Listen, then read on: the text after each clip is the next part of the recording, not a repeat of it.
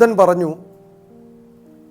നിങ്ങളുടെ ആസക്തിയുടെ ആഴം നിങ്ങൾക്ക് അറിയണമെങ്കിൽ നിങ്ങളുടെ കൈവശം വെച്ചിരിക്കുന്ന സാധനങ്ങളുടെ ലിസ്റ്റ് തയ്യാറാക്കാനാണ് പറയുന്നത്. എന്താണ് ബുദ്ധൻ പറഞ്ഞത്? നിങ്ങളുടെ ആസക്തിയുടെ ആഴം അറിയണമെങ്കിൽ നിങ്ങളുടെ വീട്ടിൽ നിങ്ങൾ കൂട്ടിവെച്ചിരിക്കുന്ന വസ്തുക്കളുടെ ലിസ്റ്റ് തയ്യാറാക്കാനാണ് പറഞ്ഞത്.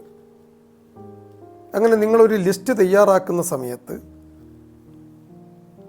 അതിൽ നിങ്ങൾക്ക് കാണാം, ആവശ്യമുള്ളതിൻ്റെ ഇരട്ടിയുടെ ഇരട്ടിയായിരിക്കും ആവശ്യമില്ലാത്ത കാര്യങ്ങൾ. നിങ്ങൾ ഇന്ന് വീട്ടിൽ പോയി ശ്രദ്ധിക്കുക. നിങ്ങൾ വീട്ടിൽ കൂട്ടിവെച്ചിരിക്കുന്ന ഓരോ സംഗതികളും നിങ്ങൾക്ക് ആവശ്യം ഉള്ളതായിരിക്കില്ല. ആവശ്യമുള്ളത് വളരെ ചുരുക്കമേ ഉണ്ടാവുള്ളൂ.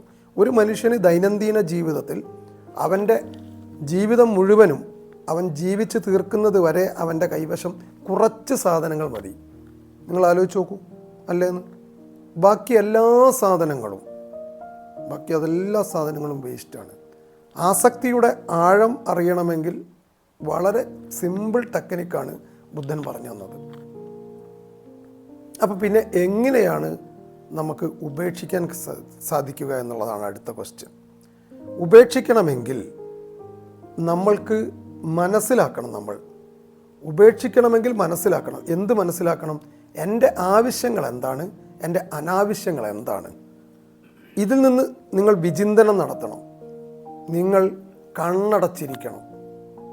നിങ്ങൾ ഈ ഭൂമിയിലുള്ള എല്ലാ വസ്തുക്കളെയും കുറിച്ച് ബോധവാനാവുക. എല്ലാ വസ്തുക്കളെക്കുറിച്ചും നിങ്ങളെക്കുറിച്ച് ബോധവാനാവുക. നിങ്ങളുടെ ശരീരത്തിലുള്ള വസ്തുക്കളെക്കുറിച്ച് ബോധവാന്മാരാവുക. അങ്ങനെ നിങ്ങൾ പൂർണ്ണമായി ഒരു ധ്യാനത്തിലേക്ക് പോവുക. അങ്ങനെ ധ്യാനത്തിൽ പോകുന്ന സമയത്ത് നിങ്ങൾക്ക് ഓട്ടോമാറ്റിക്കലി, വളരെ സ്വാഭാവികമായി നിങ്ങൾക്ക് ഉപേക്ഷിക്കേണ്ടതായിട്ടുള്ള വസ്തുക്കളെക്കുറിച്ചുള്ള ധാരണയും ബോധവും വരും.